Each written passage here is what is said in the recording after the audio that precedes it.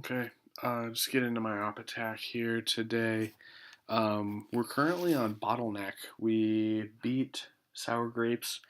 Prior to this, doing a little bit of a harder one. So we've got three of the bases cleared, nine attacks left on the final two.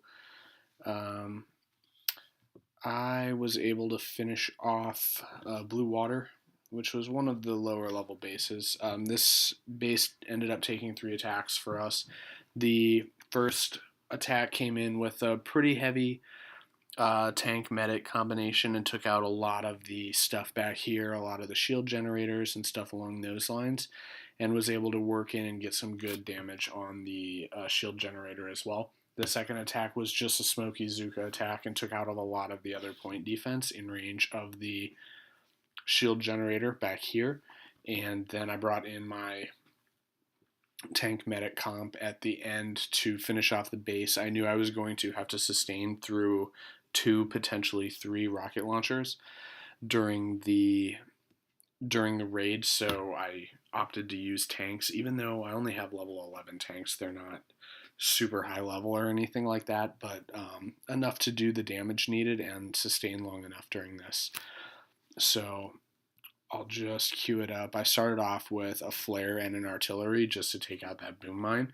And then I did smoke the tanks around this corner just because I wanted to keep everything moving and hopefully keep my medics going as well. And machine guns can do surprisingly a lot of damage if you just sit there. So I flare them up, and you can see that when you let the medics get separated, they just stand around healing each other.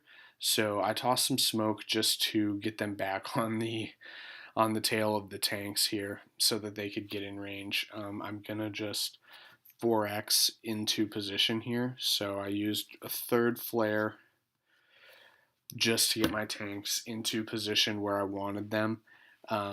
They do start off with this machine gun and take it out pretty quickly.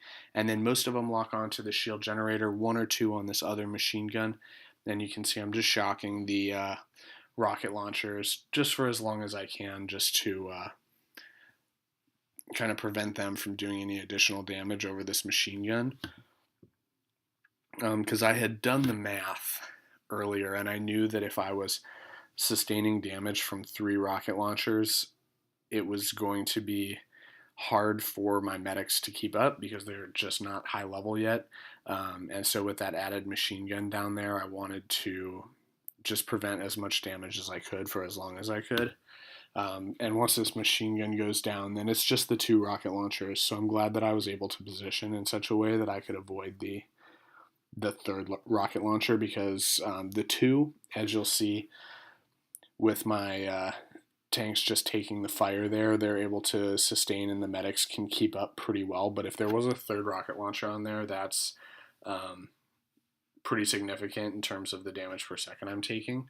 So that would be potential for some danger in terms of losing tanks. And just with the amount of health left on the shield and the power core, I think about 350,000 health on the shield, and around 300, I would say, on the power core when I started the raid. So I was looking to do around I think 700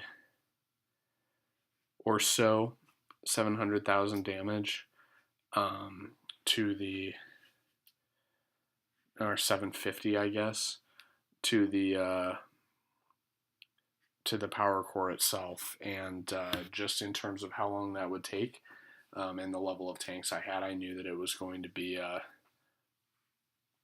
least a 3-minute raid, and then I needed to get into position as well. So